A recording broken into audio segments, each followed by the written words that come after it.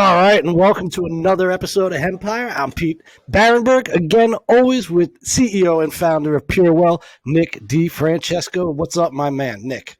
I'm good. I'm feeling extra motivational today. It's been a positive day.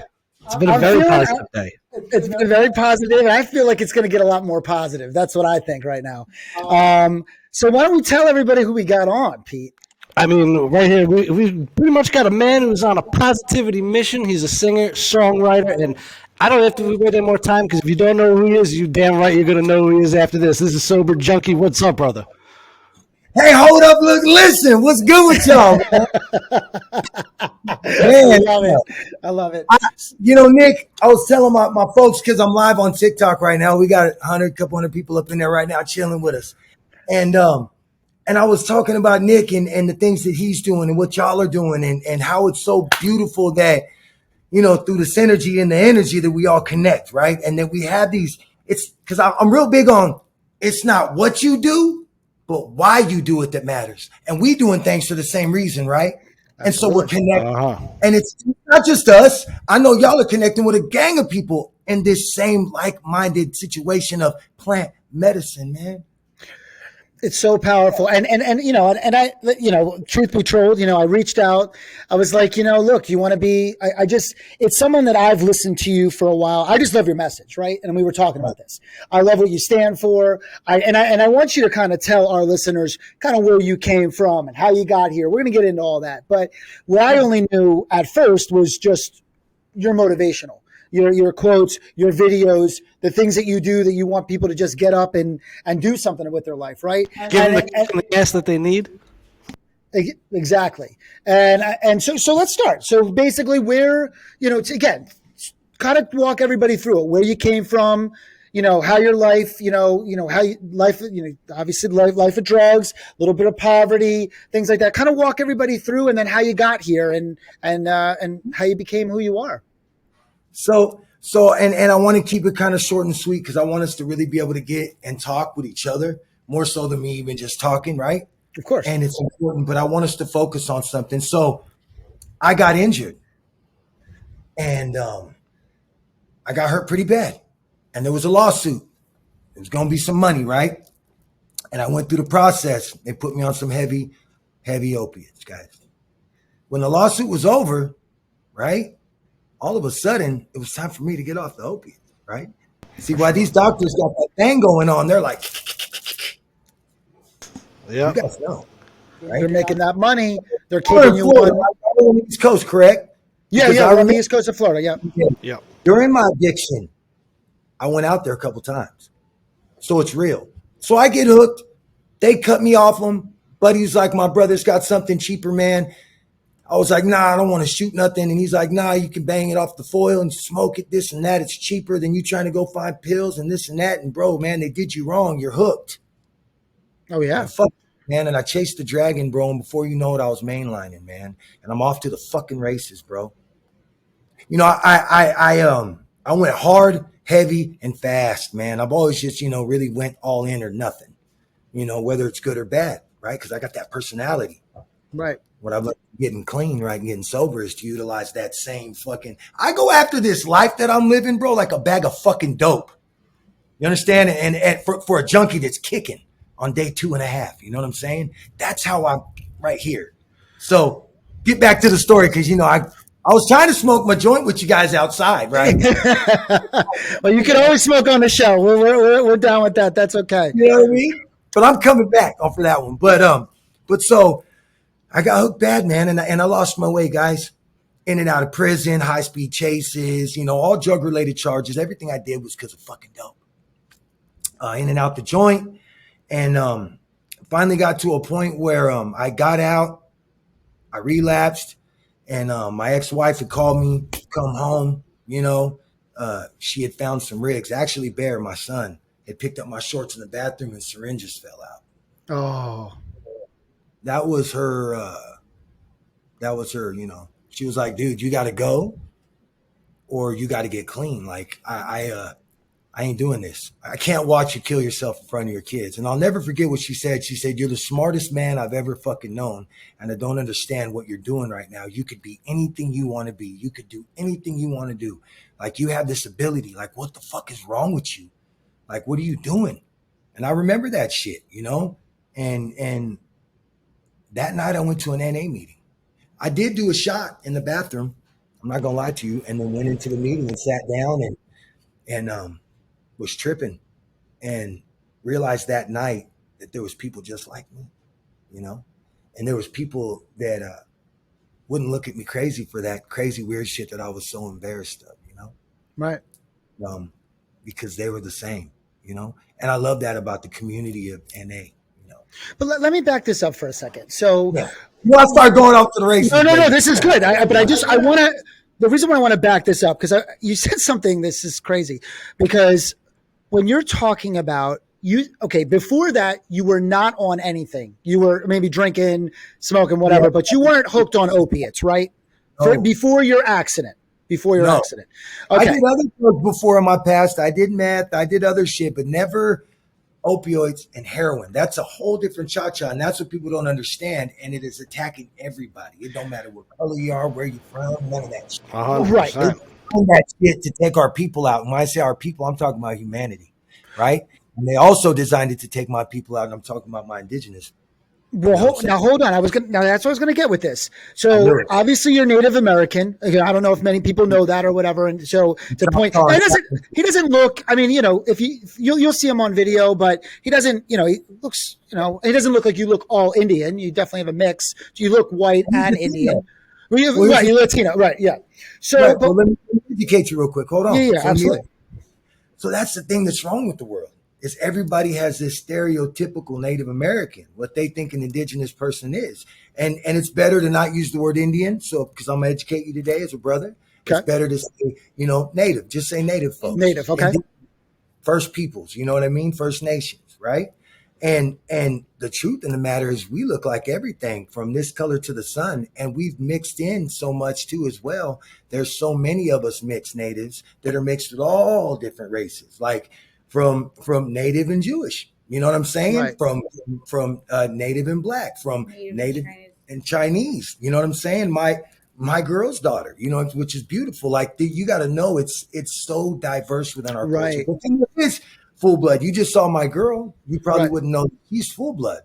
Right. You know what I'm saying? So it's like, it's so cool that we get to talk. This is what I love about it, bro, because we get to teach people about people. So people can love people. And that's my song, People. If you ain't heard it, y'all got to listen. I sent it to you. I texted it, the link, Dropbox. We're going to talk about all that. But what I was going to say is that when people think about, so I guess this is what I was trying to go to. You know, again, you start out your life, you know, again, maybe in not the best neighborhoods, poverty. They go, oh, well, he's a product of his environment. But here's the funny part. What happens is that most people that are addicted to opiates in our country did not start because they came from poverty, because they didn't come from anything. It's because they got in an accident. And this is the God honest truth. Being in the medical field for as long as I was, you know, I saw a lot of rheumatologists, pain management, whatever. Okay, so what happens is a patient goes in, they get in a car accident. Now, there is something like Toradol that you can take, which is which is an anti-inflammatory, doesn't give you any of those effects. But what do? They usually go to an opiate, right? So now you get on an opiate, and that's fine. You take it for a day or two. It's, you know, you don't think it's that, you know, that big of a deal. Okay. Then you start actually getting like, oh, this feels good. This doesn't have any pain. This is great. But then you start realizing you start to get hooked. And what happened was a lot of the rheumatologists didn't know how to dose it. Why? Right. Because of pharmaceutical companies telling them, of course, the more they sell, the more they make money, the higher doses. So there was a time where rheumatologists were giving out so much, like the doses were so strong that when pain management doctors would be like, you're on what? Like pain management offices, that doctors that get trained for this couldn't believe the amount of milligrams that these. There's an issue. There's a big issue. There's a huge issue, right? So now you're talking about people that are not druggies, probably have never done anything, even moms, soccer moms, and parents, and doctors, and other people too, bro. I've met people in the rooms, right, of NA. I've met people, doctors, lawyers, bro, people like that literally got hurt, started taking that, took their whole life from them, from start to finish, from the injury to getting prescribed to jails, institutions, and death. And remember what we said? Shit, they know what they're doing. They know exactly what they're doing. They bank on Exact- it. They know that they look at you as a number, and as soon as something happens, boom, they got you for life until you're in the grave, and then it's on to the next one. Come on, bro. I mean, it's sad, but it's true. Yeah, they're trying to clean house, of course, and that's why they got these places now that I'm hearing about where they've got like junkie alleys where they're doing needle exchange and have these alleys where these cats are allowed to just fucking shoot dope, and they're like, yeah, well, we just want to not worry about put down on the crime and this and that. If we do needle exchange, at least they're using clean needles and giving them a safe place to do their dope. It's like, why not fucking help them? You know, okay. Yeah, that's So helping us, just helping them get doped up. we talked about this in Phil. I'm from Philadelphia. We talked about the area, and they do it actually in well, you're in California. They have an area in Los Angeles. And that's exactly where Jack the Ripper, when they used to talk about Jack the Ripper, he used to have a hotel that was right up in that area where they had all the, all the homeless and the drugs and all that stuff. But they kind of keep it to like one area. It's, what is it, Tent City or something? It's near Tent City, right? My group said there's Insight in Vancouver where she's at. And it's the same thing. It's a safe place for them to inject. And I get it. I get because they don't know what to do. And people, let me tell you something. There's something different about a heroin addict. Let me tell you about a junkie.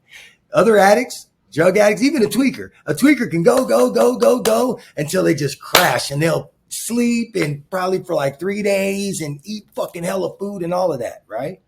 You get a dude kicking heroin, well, that's a different whole cha-cha, man. And they're willing to do anything and everything. Like I've seen dudes that are straight, you know what I mean, take it a whole different way. Man. Oh God. My friends of mine, hardcore gangster dudes I ever known that did crazy stuff and went out backwards because they needed to get well. And it didn't mean that were that. It's not, that ain't the bad part of that. The bad part is that you're not that and you're doing that just to get well. Right. Exactly. Man, that's who you are and you're doing that's a different story. But no, you're selling yourself, man, to get well. And you're even doing it in a way that you're not truly, that's not your way. So it's heavy, man. Stealing from their moms, their kids. Like, dude, I stole from my daughter, dude. I took her fucking Christmas presents, man, and sold them for dope, dude.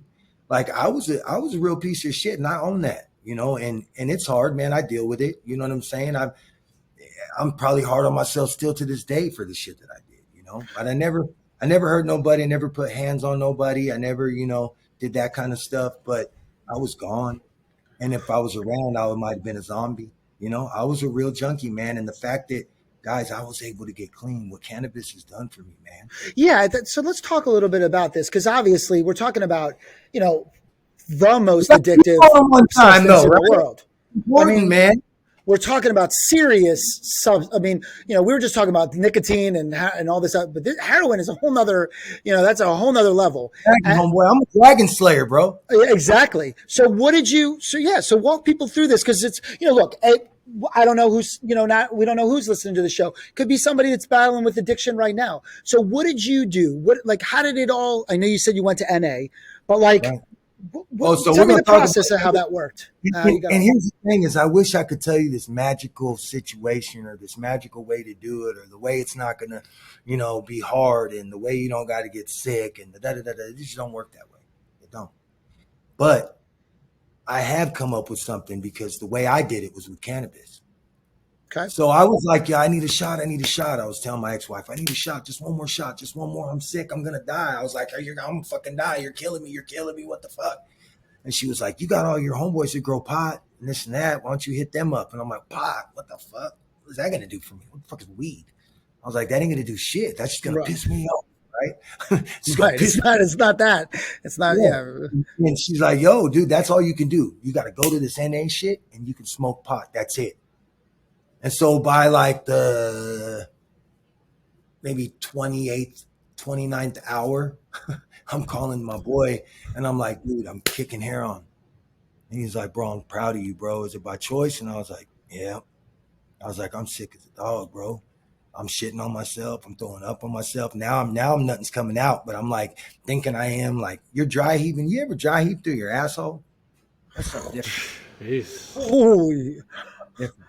And you got yellow bile coming out of yourself that just smells toxic as fuck. Like acid, it just burns. Motherfucker. Talk about kicking heroin.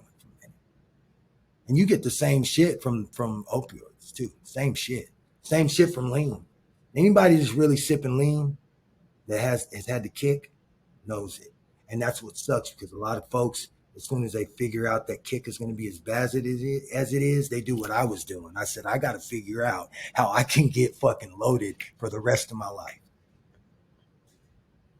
Scary. No one that can actually see my mouth, but it is wide open right now if you're listening on the radio, because this is, but here's the thing. This is another reason why I wanted you on the show, because most people don't know this. You know, look, there's shows you can listen to, you can watch Netflix, you can watch these. No, this is real life. And this is not, Doesn't get much more real than that, Jesus. No, it doesn't get more. And I'm going to tell you, this isn't a handful of people. This is millions of people that are suffering from addiction and this same issue that's going on every day. So this is what we got to talk about, and this is what I love about what you're doing, bro. Yeah. This is what I love about what you're doing.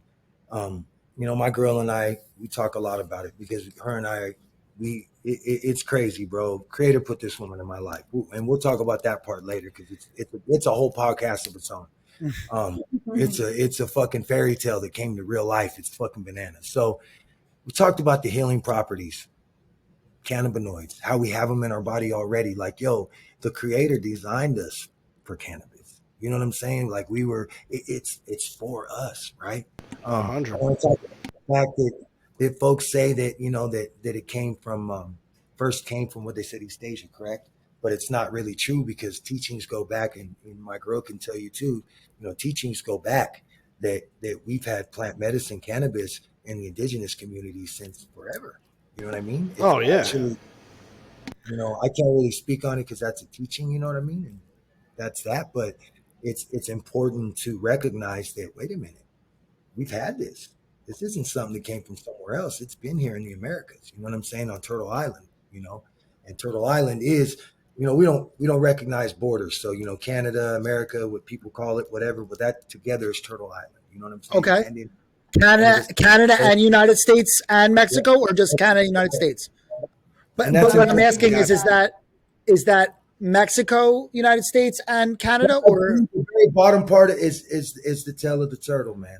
Okay. Of Mexico. Yeah, and that's okay. You know, your Aztecs, your Mayan. You know what I mean? There's a lot of people who don't realize, like, but that's a whole other thing too. So we're gonna get back over. We're all over the place. I gotta reel you in. The terpenes, right? Yes. Dude, I want you, because I know you know about terpenes, and this is something that I'm excited to learn about, right? This is something I'm super excited. Oh, we were talking about cannabis, huh? Yeah. They flagged me. TikTok kicked us off because they're talking about cannabis. You see, That's ridiculous. So, But you can sit there and have almost a child shaking their ass and talk about whatever the fuck they want, but you can't talk about plant medicine. Retarded. bro, my mind, dude. That's why I get so frustrated, and I don't even want to be rocking with these apps, man. But I'm blessed. I've appealed it. Oh, she appealed it too. I love that. But let's talk about these terpenes. Can you break that down for folks? Because and what terpenes do you feel?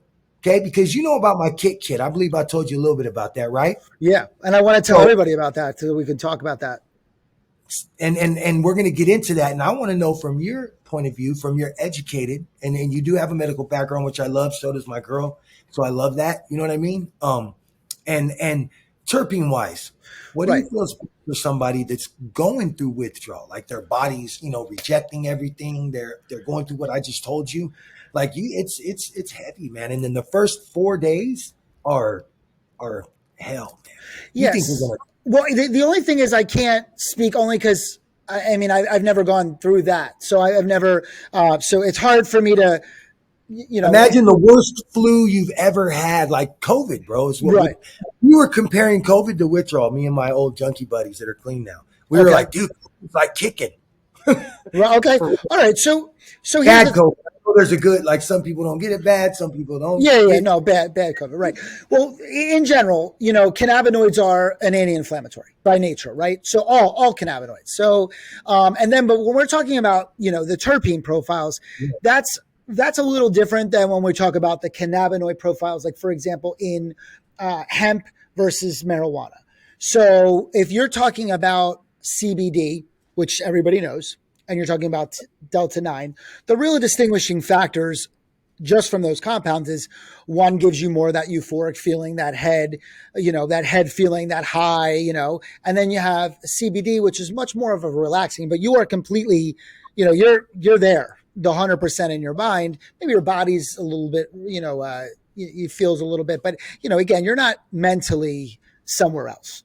And so I do believe that you probably a good mixture of like a 1-to-1 ratio would be great, only because I would just think that being on something so powerful, I mean, you're talking about opiates that are, I mean, we were talking about like fentanyl the other day, where it's so powerful that if you come near it, you could overdose. Not like when you come near it, you can breathe it and things like that, right?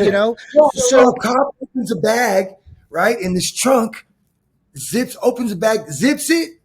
3 seconds later, falls, wham, into the trunk and dies. And then come on. That's not something marijuana would ever do.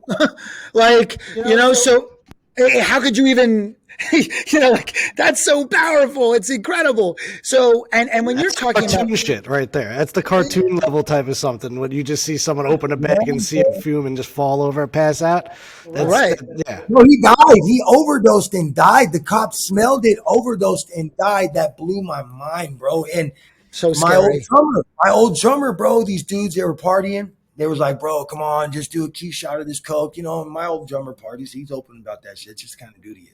Yeah. Super emo cat. And he was like, dude, I didn't want to do it. And I did it anyway. He did a key shot, bro, and died.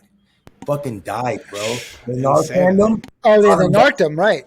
Yep. They narked him, brought him back, bro. And then he went out again. They narked him again 3 times, bro. Have you ever has that ever happened to you? Have you ever overdosed? That for me, bro, but I OD'd 6 times. I overdosed 6 times, bro. And 3 times I woke up in the hotel room with the needle still in my arm, and everybody ran out because they thought I died. Can I ask you a question? Because this is going to be deep. What does it feel like?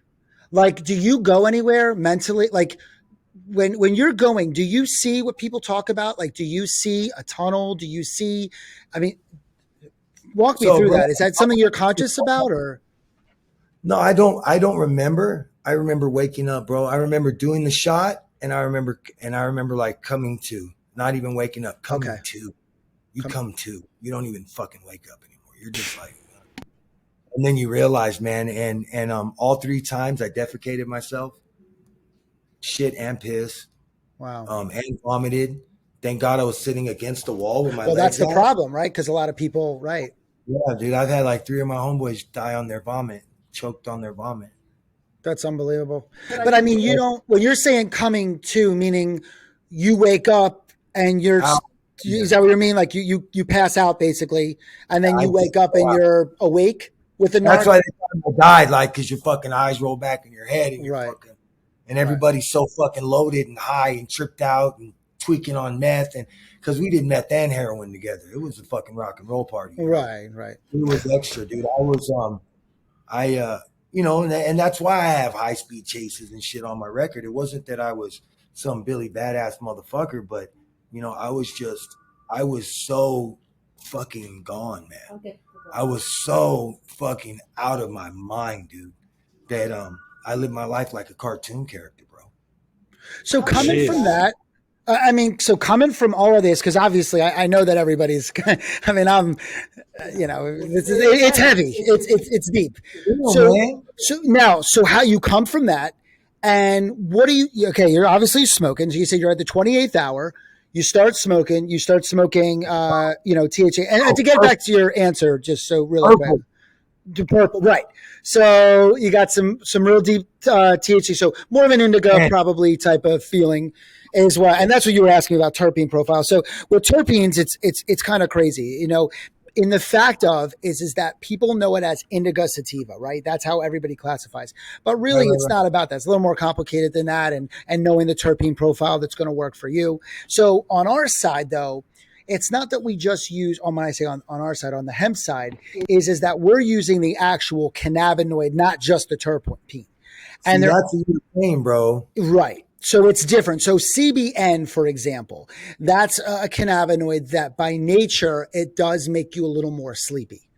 Okay. Gotcha. And it's not, it's a more of a sedative type of cannabinoid, but it's also one of the only cannabinoids that you can't build up a resistance to. So if somebody's using it for sleep, yeah, right. So meaning like if you're using, it's not like, what's that stuff called? Or like Ambien or melatonin. Right.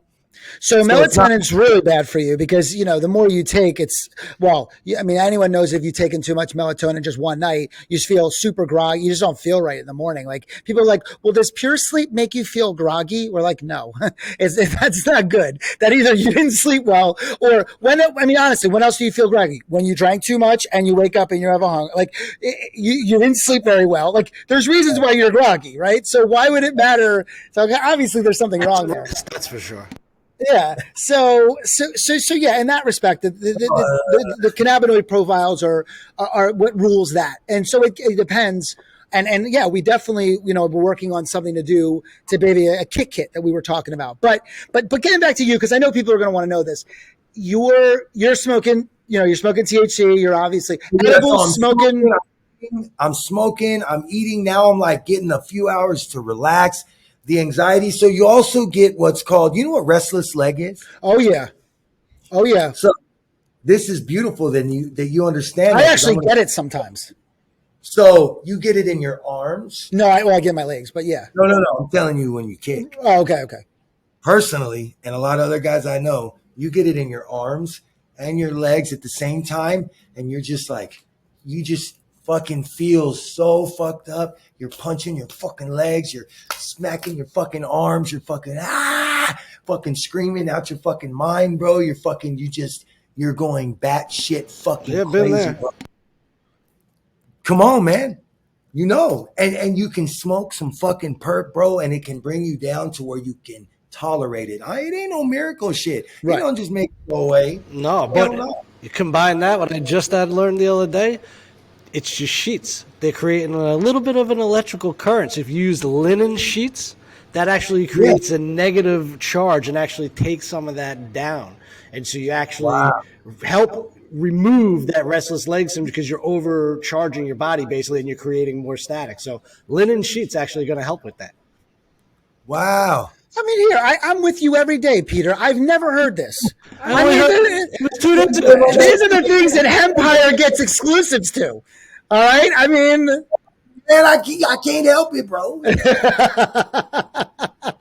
you didn't know about it until right now. That's why. Right. No, but you know what though? But see, like it's every little thing. But okay, so now, all right. So we're smoking. Obviously, it's taking the edge off. I'm smoking, and I'm going to NA meetings every fucking day, bro. I really am. I'm showing up. You know what I mean? And I'm staying off the shit. I get to month 6, right? And I go to Circle K. I had a job, and I see somebody from my past at Circle K. And they were like, hey, man, what's up, fool? You know what I'm saying? What's good? Hey, homie, I got some bomb-ass dope. But they had meth. I said, what do you got? And he was like, I got some meth. And I was like, he's like, come on, fool, just once. Let's just fucking party one time, homeboy. Come on, you're doing good, bro. This ain't H, bro. You're good. This ain't black. You could do this shit. So my dumb ass fucking does it, right? Bro, It was the worst experience I ever had. Shit. I'd been in this program learning about myself. I'd been in this program really working on myself. You know what I'm saying?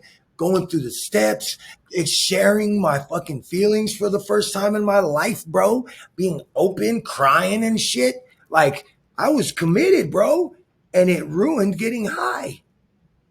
I was so paranoid, bro. I thought I'd seen everybody from the meetings. And it was during the day. I ended up in my buddy's fucking shed in his backyard, hella hot. It was like a fucking, I don't know, 97 Right. degrees. Oh, I mean, the shed's hot and it could be 60 out. So, I'm in the shed tweaking, and he comes in there. And what the fuck are you doing in my shed? And I was like, bro, I relapsed, bro. And he was like, oh my God, I got to take you home, bro. And I was like, no, right, And of course. Right. bro, that night I went to a meeting and I fucking owned that shit, dude. And I broke down crying. And you know what they fucking do? They get up. A couple people give me a hug, tell me they love me and that it's okay. And I'm going to be all right. And that it's not what I did, but what I'm going to do now that matters the most. And I need to say that to everybody out there. And I'm guaranteeing there's more than a handful that are feeling this right now, because I'm feeling to say it, It's not an easy thing to do. It's not. It doesn't get any easier. No. You learn things that help you along the way. You adapt to new, more meaningful ways of living and being and speaking and living and all of that. But life still shows up, Right. Life still shows up. And just don't give up. Just keep going, And I just felt like I had to say that right now, and we can keep going to what we're talking about. But I'm excited, man. Connecting with other folks that got the same vision, dude. This is crazy. When me and you chopped it up the other day, we were on the phone for like 20 minutes, bro. Yeah. Or longer, I think. I think it was longer, but I'll tell you right now, it was just because, again, I love, and I do want you to, I do want you to say a little something to everybody out there, because your message is super powerful. And it doesn't have to be because you're getting over a drug. It doesn't matter. It could be anything in your life. It's just a lot of the things that you preach or says, just get up and fucking do it. Like, who cares? If it's drugs, if it's an idea that you have, if it's a dream that you have, you want to lose weight, do it. If you want to make money, go do it. You want to go be something of your life. Like, what I'm saying is, it doesn't have to be drugs. It could be anything that you need a kick in the ass to go out and go get it and stop overthinking it. But I can't say it like you. So just do one quick one. I mean, you got to start. Check it out. Well, he's got to hold up. Yeah. You say hey, you say hold up. Hold and up. I'm going to say hold up. Yeah, okay. So you say hey, Nick. Okay. So, hey, hold up, look, listen. Hey. All right, let's go. All right, ready? Hey, hold up, look, listen. You know what I'm saying? Come on now. No, hey, you say it better. You got to do it. All right, check it out. Hey, hold up, look, listen. Y'all got to understand something. It's not about what you don't do, but it's about what you do to make what you need to be what you need it to be. A lot of people can talk that talk and they can do whatever it is, but when you really walk the walk, you make that life what it needs to be. Anything can happen as long as you put the work in, that you commit, that you're willing to sacrifice, that you're willing to get up before everybody and go to sleep after everybody. You know what I mean? You get those couple hours at whatever you can and work hard, work hard. It's about that true sacrifice, and not just talking about it, but really being about it. And let's talk about manifestation. I hear people all the time, oh, manifesting, I've spoken into existence. I just talk about it all the time. No, it don't work that way. No. You got to work, grind, get in there, and manifest that way. Talking about it's just part of it. That's like I don't even know if that even matters. I think that's what initiates the manifestation. It takes that true, heart, soul, grit, and grind to make whatever you want to be. But you can if you do. I mean, come on. How do you not get motivated listening to that? It's true, because everybody can look into themselves and they could be better in whatever they're doing. You got to look into yourself. Everybody's in denial. Oh, I can't do this. They make excuses. Why are you making excuses? You're only hurting yourself.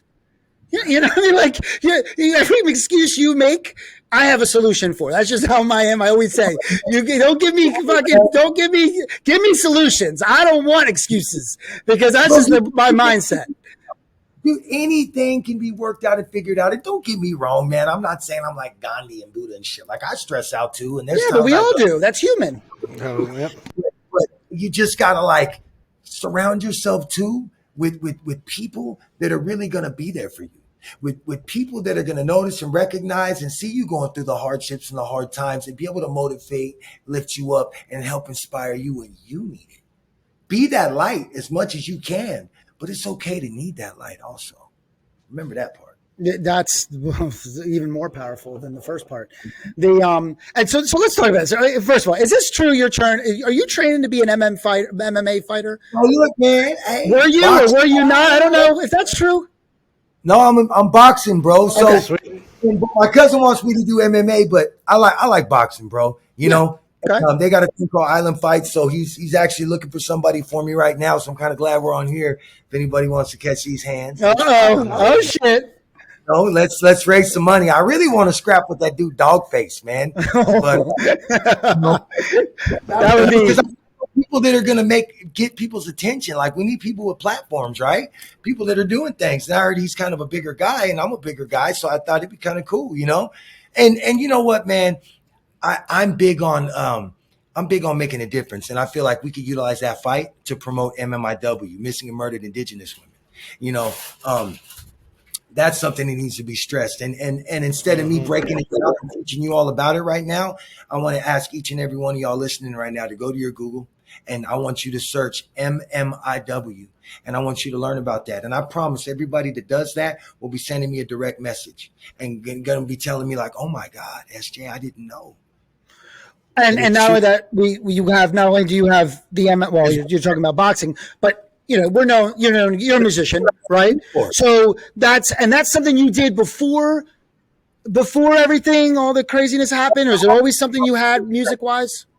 No, see, music wise. So you talking about my song, the MMIW song? No, just in general, just your yeah, exactly, like your. Absolutely. And it's important for me to make music for things like that because that's what I hold close. And that's like my song, Hope and Pray. So like when you listen to my music, listen to that MMIW song, listen to Hope and Pray.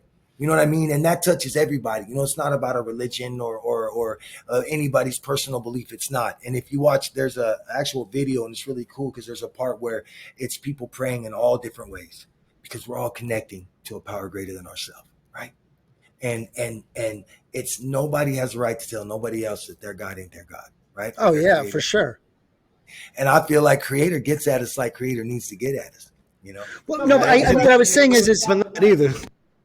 did the music come before after? or after is what I'm saying. All your music, just everything, just you getting into music and. I've been making music since I was a kid, bro. Okay, that's what I thought. Because I've always, dude, it's crazy. I was an a cappella choir in high school, and I was going to be the lead role in Pirates of the Penzance, but I ended up getting in a fight, because I was a knucklehead and shit. Ruined. I remember the drama teacher was crying. She was like, "Oh my gosh, you could be so good. You sing so beautifully," and all this stuff. Right, I was a kid. I was like, okay, whatever. Right. Well, listen. I mean, when we're young, we do stupid shit. I mean, this is what happens. Run around in tights, all that bad, Oh, we need to pull pictures of that because Pete, I actually had a thing when I wore tights for a costume. I don't hear the rest of it from Pete, so now we're gonna have two pictures of tights. Me and Sober Junkie here. And just have a collection of guests in tights. Apparently, I mean, everybody you seem to get on has a thing about tights. I love it. So what's your inspire you now with music? And I know you're doing some new things with music. I know we talked about it. I know you had some issues with the label. Not to get into all that craziness, but if you want to, whatever. But yeah, I don't want to get deep into it with the label. Let me first say that I acknowledge and recognize all the amazing things that were done for me, But at the same time, I recognize and acknowledge all the messed up things that were done to me as well, And I think it's best that I go my way and they go their way. I'm not doing the court thing. I know I had made a post and in the beginning and it said I was, going to do what I had to do. But honestly, guys, it's not worth it. It's not worth it. Like I'm free and I could do me right now. And that's a beautiful thing. And so I decided to do this GoFundMe, you guys. And what's really cool is my girl helped me with it. I'm not super savvy and, but I wanted it to be right, and I said, I want to give an opportunity for my fans, right? Well, my family, I don't like saying fans, but my family to be a part of this project, right? I recorded all this incredible music during the pandemic, man. And I'm like, this is like an album. This is a freaking project.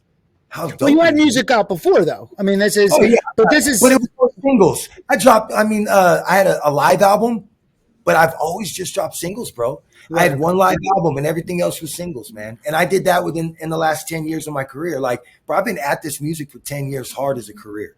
2014, I became an ASCAP singer-songwriter, and got my publishing and my writers and took it serious. In 2018, I got that Mountain Dew commercial with my song "You Got It," and then my song got on the radio, and that was huge for me, out here in Vegas.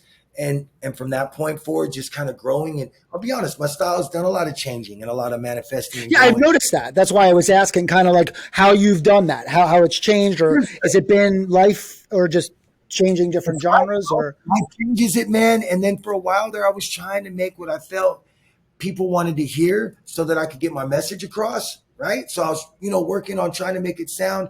And I got so lost in doing that I kind of lost sight of who I am, man. And my original sound that the creator blessed me with that nobody has. And that's that raspy fucking soul, man.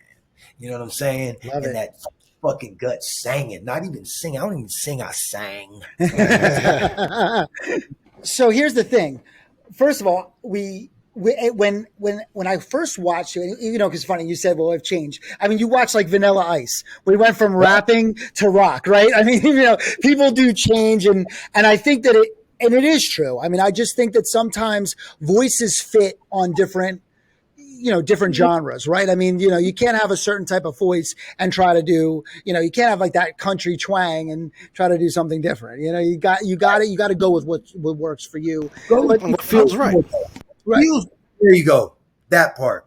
What feels right. And I was actually doing stuff that didn't feel right, fellas. But the content was real. The lyrics are always real because anything I write is going to be real and powerful. And some of it I liked, but I got away from what I truly wanted to do. And I'm really excited to let you guys know, I just spoke to my buddy today. I posted a video with a song called Strap On My Shoes. Okay. It's real soulful and slow, and it's just electric guitar.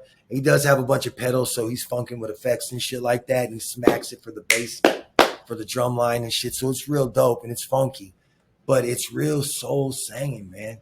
And I told him, I was like, I'm going to post this. If this gets a good reaction from the people, then I'm going back to this.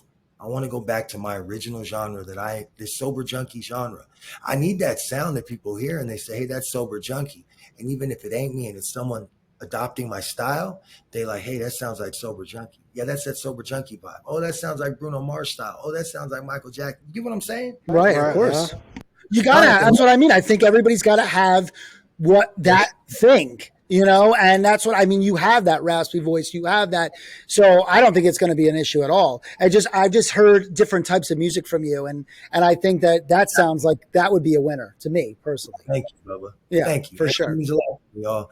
And I got a big tour coming with Rapper Kush, man. Rapper Kush is a brother of mine, man. His name is Dre. I'm sure you guys know who Rapper Kush is, right? Of course. From Seattle, Washington. So Dre's doing some things. He's actually doing some things with Kratom as well. I'm about to watch The Leap of Faith. Is that what it's called? The Leap of Faith or something like that? Okay. Wait, let's go back. We had Purple Junkie.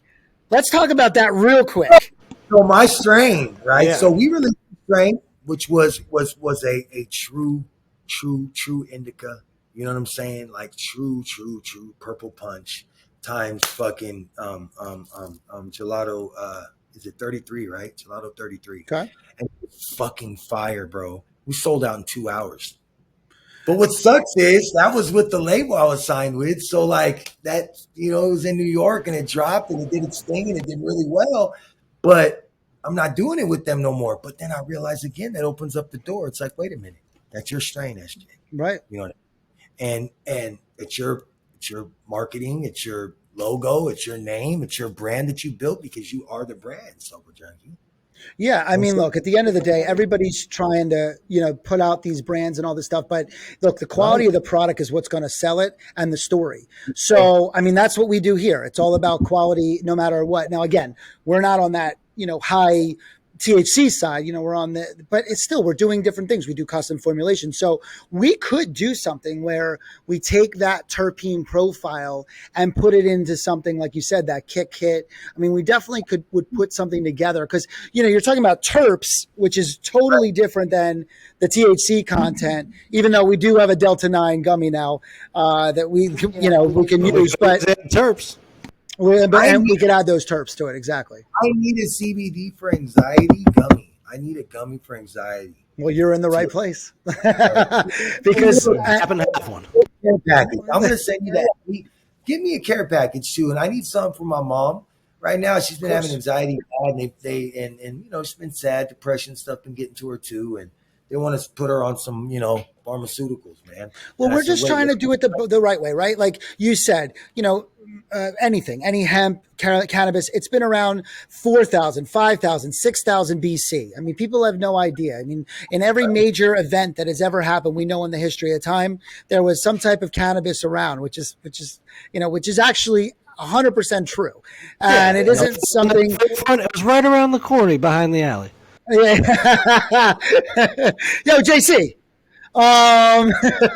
No, but it was, and again, we heard it from somebody else that said it on the show, but it made it so valuable in something of such abundance that grows just about anywhere. I mean, cannabis can grow. I mean, if anyone doesn't know this, I literally like in sand, in dirt, in different conditions, it grows. If something is so abundant in the world, there must be a universal use that the creator or whatever you believe in is making that available. And so the no side effects, the no contraindications. I mean, this story of having somebody come off of major drugs and addiction. And now you're talking about a mom that has anxiety or people that have sleep or pain or stomach issues or, there's so many things and how it brings everybody together. We talk about 1,000 things with cannabis. Community, dude. The community aspect of it is bananas, bro. And how you can go to an event and see this young, thugging ass, gangster ass kid chilling, talking to a 78-year-old fucking hippie, bro, and just passing a joint back and forth together, bro. Tell me about that shit. Like get the fuck out of here. Yeah, we got drama. Yeah, we've allowed some hooligan ass motherfuckers to come up in the industry, but whatever. For the most part, it's still a beautiful thing, man. And cannabis has had a way to change people's hearts. You know what I mean? I got a lot of buddies that left the bad trap world and started getting in the cannabis scene. And at first, maybe they were black market or whatever. I don't know. That's not my business. But it was better them doing that, even if it was that way, than doing what they was doing. You get what I'm saying? Of course. And that's, look, I mean, I don't know. You get educated, people. Come on. I mean, there's so many reasons why you'd want to get onto cannabis. And of course, you're listening to the show because yes, it's a little entertainment, it's a little education, but it's all here for cannabis and all different ways of life. And that's why we do what we do here. And I'm just happy that you came on to kind of, so tell everybody, where can they find you? What's dropping? I mean, tell us what's going on. So, I'm so excited. So what's going on? The Sober Junkie Official. The Sober Junkie Official on Instagram. Go to the Instagram. My link tree is on the Instagram. The GoFundMe link is live on the Instagram. From the Instagram, go check out my TikTok at the Sober Junkie. I got a way bigger following on TikTok, but the engagement on Instagram is crazy, man. And I've had it so long and I built it slowly and it's just like the core for the family. And you do it personally. I mean, you answered, people, send. It's for real, bro. I got people hitting me up, man, and I try to respond to everybody, bro. And I got thousands of fucking messages waiting, and I get that. And I do what I can, and I'll throw the line up and bam, hit it and fucking read the message and respond, And sometimes I just go right to the message. It's fucking weird. Wherever the world takes you, man. Exactly. It's all about the energy. Well, good, man. And music-wise, you have anything dropping or anything they should look out for? So just be paying attention to the social media because in about a week or two, there's going to be some news about what I'm dropping and how it's going to be dropping. Cool. But what's more important is what I'm doing with the GoFundMe, man, because that project is what I'm so fucking happy about. I did all these songs during the pandemic and when I was with the label, right? And nothing got finished. So I still got to get a mixed, mastered. I got to get artwork done, this, that, and the third, right? I got a photo shoot in an hour or two also downtown. But it's let's focus on that GoFundMe. Let's let everybody get behind it. Let's let everybody be a part of it. You know, we're not doing nothing crazy. We're trying to raise like 15K and we're putting together an album. We're going to put together a show that, you know, with the album release. It's going to be sick, dude. I'm excited. And my thing is, I wanted it to be $1, but it's got to be a $5 donation. I guess that's how it works or whatever. But it's $5. That's, you know what I mean? Absolutely. Well, we don't want, I want a jiggle. I don't want jiggle. I want it to fold. No, I think it's a $5 is a absolutely. That's where it should start. You know? Now I want you to take everybody out. Whatever you want to say, little motivational, get them going, get them pumped up and let them know what they could do. Basically what you did before, but however you want to end it, bud. Check it out. Hey, hold up and look, listen. I said, hey, to get your attention. I said, hold up. I want you to stop doing whatever you're doing. I want you to look, and I want you to listen. And why I say look is because I want you to focus at me when I'm speaking to you. There's an energy thing going on right now. A lot of people don't even realize that. But you're going to start to learn because the world is starting to change. Focus on you. Stop worrying about everybody else and what they got going on and what they're doing, what they have, what they don't have. You know, stop looking at Instagram and watching people feeling like, damn, why can't I have it like that? Because 99% of the fucking time, they don't got it like that either. It's crazy. It's smoke and mirrors, baby, and realize that. Get away from that and start living your best life. Use social media for what it's really supposed to be for. Use your job for what it's supposed to be for. And if you don't like what you're doing, stop doing it. Stop doing what you love. Because when you do what you love, you don't work a day in your life. You got one fucking merry-go-round. Don't waste that shit. All right? You was chosen for greatness. With that, I'm out. I love y'all. Love it. Come on. Drop the mic. We appreciate your time, and everybody else, thank you for tuning in. Remember to go like, subscribe, share, and even give us some comments. Let you know how you like the show and you like our guests. We are at Cannabis Radio, iHeart, Spotify, Amazon, and everywhere else you decide to get your podcast listened to. Until then, follow us also at purewell.com. You can take a look at all the unique blends that we provide and custom formulations. Use code Hempire, that's HEMPIRE, at purewell, PURWELL.com. Until then, stay educated, people. We are out.